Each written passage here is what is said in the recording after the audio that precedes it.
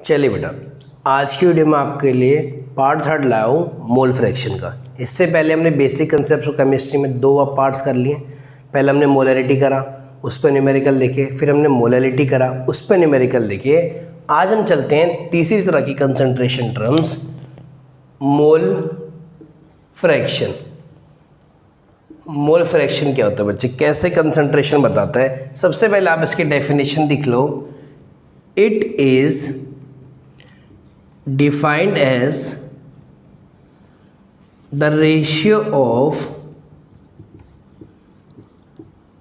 number of moles of one component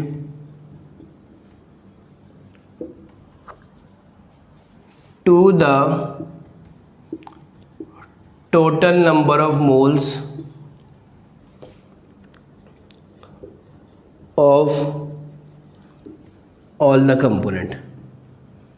mole fraction बताता है ratio of number of moles of one component to the total number of. मतलब देखो, जिसका mole fraction निकालना है, मान लो दो चीज़ों से बना होगा कोई भी मिक्सचर, एक सॉल्यूट से एक सॉल्वेंट से, जिसका मोल फ्रैक्शन निकालना है उसके मोल ऊपर आएंगे और नीचे टोटल नंबर। मैं समझाता हूँ। जैसे मान लो मोल फ्रैक्शन को डिनोट करते हैं बेटा एक्स से, ठीक है, एक्स ए। मान लो एक्स ए क्या है मेरे भाई, mole fraction of solute A. तो ये क्या होगा, N A by N A plus N B. मतलब जिसका आप मोल फ्रैक्शन निकाल रहे हो उसके मोल्स ऊपर आएंगे। एन क्या डिनोट करता है, नंबर ऑफ मोल्स। और नीचे क्या आएंगे सर, नीचे आएंगे टोटल नंबर ऑफ मोल्स जितनी चीज़ें। ऐसी एक्स बी है भाई, ये क्या होगा, N B by N A plus N B. X B मान लिया हम किसका, मोल फ्रैक्शन सॉल्वेंट का।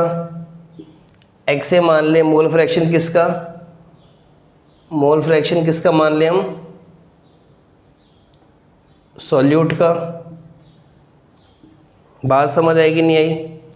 समझ आ रहा है? एक्स ए एक्स बी क्या होते हैं? हाँ मेरे भाई, एक्स ए होता है मोल फ्रैक्शन ऑफ सॉल्यूट और मेरे भाई एक्स बी क्या होता है, मोल फ्रैक्शन ऑफ सॉल्वेंट। अच्छा एक बात देखो, जब आप दोनों को ऐड करोगे, किसको, X A plus X B को, तो क्या आएगा, N A by X A की वैल्यू क्या है, N A upon N A plus N B, है ना। और एक्स बी क्या है, N B by N A plus N B. जो सॉल्व करके आएगा, X A plus X B equal to N A plus N B by N A plus N B.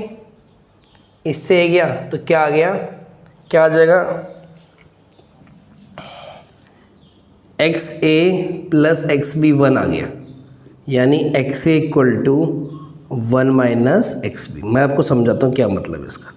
इसका मतलब ये बच्चे कि अगर आपके पास दो कंपोनेंट है, एक सॉल्यूट और एक सॉल्वेंट, और आपने क्या करा, एक का मोल फ्रैक्शन निकाल दिया किसी फॉर्मूला लगा के, तो दूसरा निकालने के लिए सीधा आप उसकी वैल्यू को 1 में से माइनस कर सकते हो।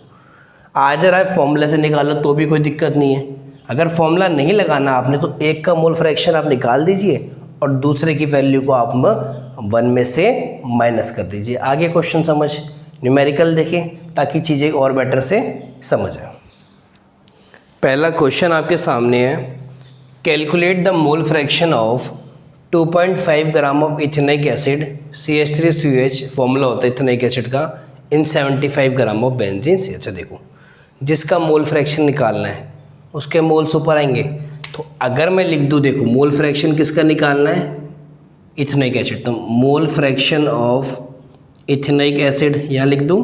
हाँ, अरे एक्स ए की जगह मतलब जिसका था निकालना है, तो नंबर ऑफ मोल्स ऑफ किसके, इथेनिक एसिड के ऊपर आएंगे, number of moles of ethnic acid upon number of moles of ethnic acid plus number of moles of benzene.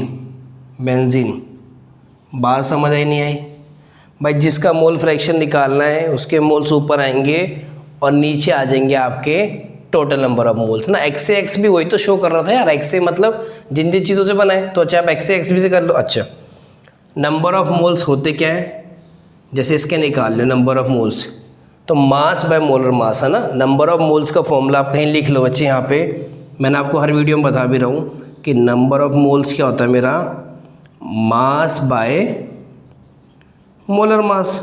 ठीक है, इथेनिक एसिड का मास कितना होता है 2.5, हाँ कि ना। अच्छा, मोलर मास कितना होता है, मोलर मास तो निकालना पड़ेगा, निकालना ज़रा। CH3COOH, कार्बन का होता है 12, 1 × 3 + 12, ऑक्सीजन का होता है 16, 2 हैं 2 + 1, तो कितना आ गया 12, 15, 27, 30, 60 आ गया। कितना आ गया 60। तो देखो कितना आ गया 60। नंबर ऑफ मोल आ गया, mass by molar mass divide by number of moles, इसके आएंगे 2.5/60 प्लस बेंजीन का मास कितना होता है देखो 75 ग्राम, और मोलर मास बेंजीन का निकालना, CCH6 का मोलर मास निकालो 12 × 6 + 1 × 6, तो ये आ गया 78। बात समझ आई नहीं आई कैसे निकालना है। देखो जिसके मोल फ्रैक्शन पूछा गया था, किसका मोल फ्रैक्शन पूछा गया था, इथेनिक एसिड का। मास में मोलर मास किसका, इथेनिक एसिड का। नीचे total number of moles, ethnic acid के मोल्स आए और नीचे आए, बस। अब जब आप इस सबको पूरा डिवाइड कर लेंगे तो हमारा आंसर कितना आ जाएगा, इसका आंसर आ रहा है 0.0416, है ना। ये तो आपको देखो डिवाइड करके देखेंगे तो आपका आंसर आ जाएगा। अब समझ आया किस तरह आपको मोल फ्रैक्शन निकालना है ना। छोटा सा एग्जाम्पल था, आगे भी और एग्जाम्पल थे। अच्छा, अब इसमें देखो ना एक्स भी निकालने की जरूरत नहीं है क्योंकि उसने पूछा इसका है। अगर वो पूछता calculate the mole fraction of ethnic acid and benzene, अगर इसी में सपोज इसी में मान लो वो पूछ ले मोल फ्रैक्शन ऑफ बेंजीन, हालांकि पूछा नहीं है, तो मोल फ्रैक्शन ऑफ बेंजीन के लिए क्या आएंगे, number of moles of benzene upon नीचे आएंगे number of moles of benzene plus number of moles of ethnic acid, है ना। अब इनकी वैल्यू पुट कर दोगे तो आपका आंसर आ जाएगा। चलिए नेक्स्ट क्वेश्चन, चलिए सेकंड क्वेश्चन आपके सामने है।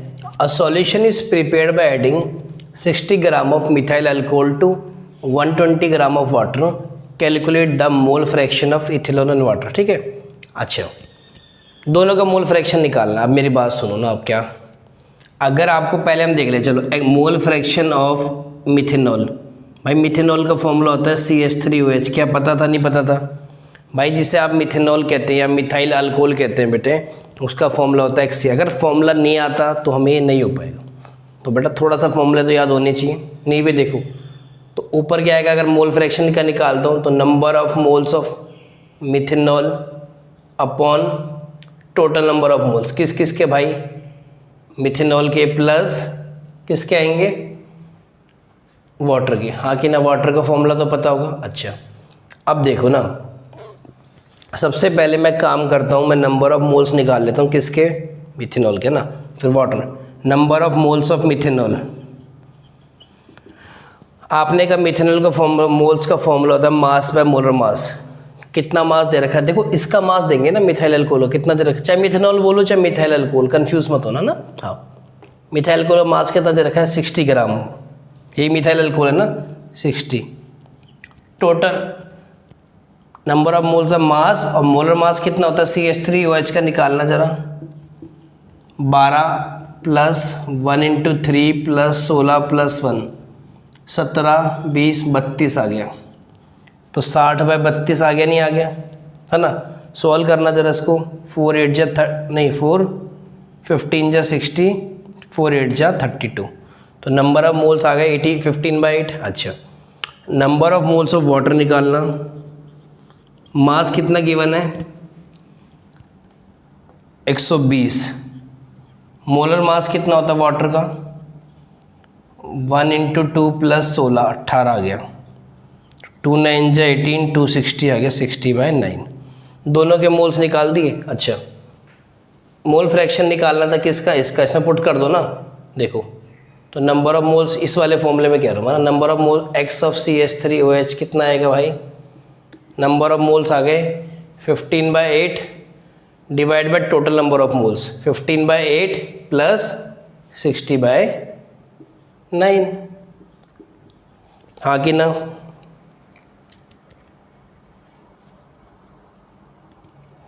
तो जब इसको सॉल्व करोगे तो आप आएगा आंसर 0.220 ना, फिर तो मैथ है बेटा, ठीक है। अच्छा, खाली क्या मोल फ्रैक्शन मिथेनॉल का पूछा था? नहीं, इन्होंने बोला था मोल फ्रैक्शन ऑफ वाटर भी।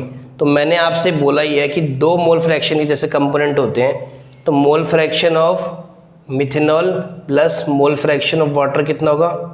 1। हमें ये तो हमने निकाल लिया है। मोल फ्रैक्शन ऑफ वाटर कितना होगा? 1 minus mole fraction of CH3OH, तो आ गया 1 minus 0.220। Mole fraction of water आ गया 1 माइनस 0.220, ये आ गया 0.780। आया नहीं आया बोलो? बताइए बेटा, क्या समझ नहीं आया? कोई चीज़ समझ नहीं आएगी आप कमेंट करके बताना कि आपको वो चीज़ समझ नहीं है, मैं आपको दोबारा समझा दूँगा, है ना। चलिए नेक्स्ट टॉपिक, थर्ड क्वेश्चन है बच्चे। थर्ड है ना, देखो, अ solution is 25% water, 25% ethanol and 50% acetic acid by mass, calculate. देखो हमेशा रखना जब भी बार लिखा हो बेटा परसेंटेज बाय मास, देखो लिखा है ना परसेंटेज बाय, मतलब इसका मतलब होता है 100 ग्राम में से वो चीज़ कितनी प्रेजेंट है। जैसे कि 25% वाटर, तो इसका मतलब वाटर की मास ऑफ वाटर कितना दे रखा है आपको। अगर टोटल मैंने बोला कोई चीज़ 100 ग्राम है, तो पानी कितना हो गया? 25% 100 का 25 है ना भाई। परसेंटेज ऑफ मास का मतलब कि 100 ग्राम में कितनी वो चीज़ है। तो अगर मेरा टोटल 25% है, टोटल 100 होता है, उसका 25%, तो मास ऑफ वाटर कितना आ गया? 25 ग्राम, ठीक है। मास ऑफ इथेनॉल कितना आ गया?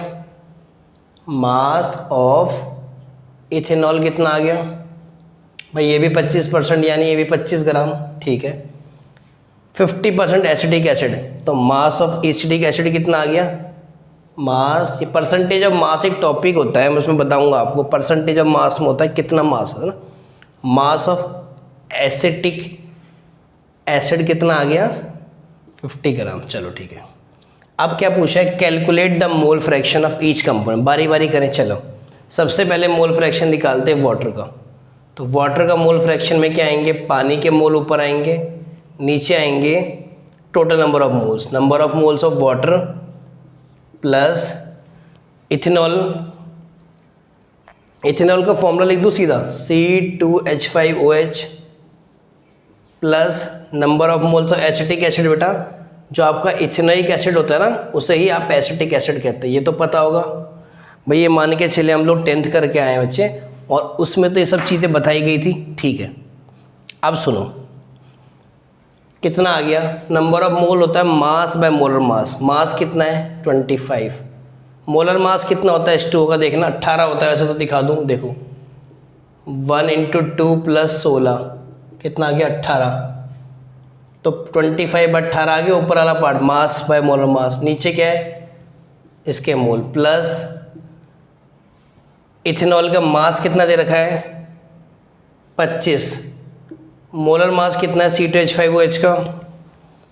C2H5OH का मोलर मास कितना है? निकाल लो ज़रा।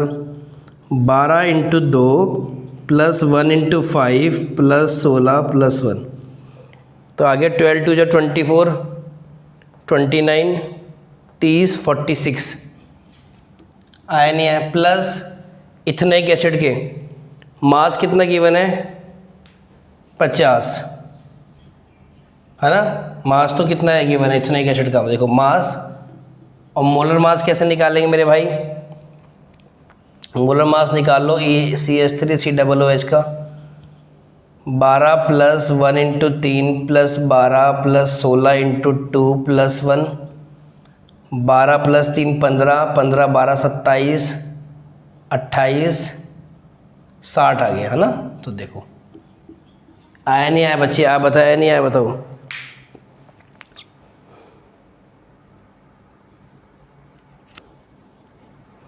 तो जब इसको आप सॉल्व करेंगे बेटा इस पूरे को, तो ये आ जाएगा आपका 0.502, ठीक है। अब आपने क्या बोला कि यार 1 में से माइनस कर देंगे? नहीं बेटा, ये 3 कंपोनेंट सिस्टम है, मतलब 3 चीज़ें मिला है, वाटर, इथेनॉल, एसिटिक एसिड, है ना। तो 1 में से माइनस नहीं कर सकते, आपको एक दूसरा भी निकालना पड़ेगा, और फिर इन दोनों का जो सम है ना, नहीं मान लो सपोज तुम निकाला, मान लो तुमने निकाला किसका, एक और निकाल लो ना, तुम निकाल लो इथेनॉल का।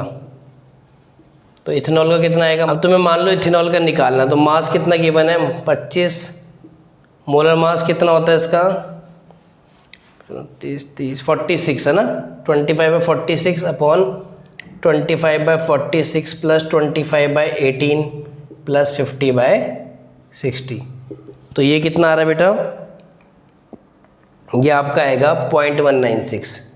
अब जो तीसरा निकालना होगा ना, तीसरा किसका रह गया भाई, आपने किसका निकाल लिया, आपने निकाल लिया मोल फ्रैक्शन ऑफ पानी का, आपने निकाल लिया मोल फ्रैक्शन इसका।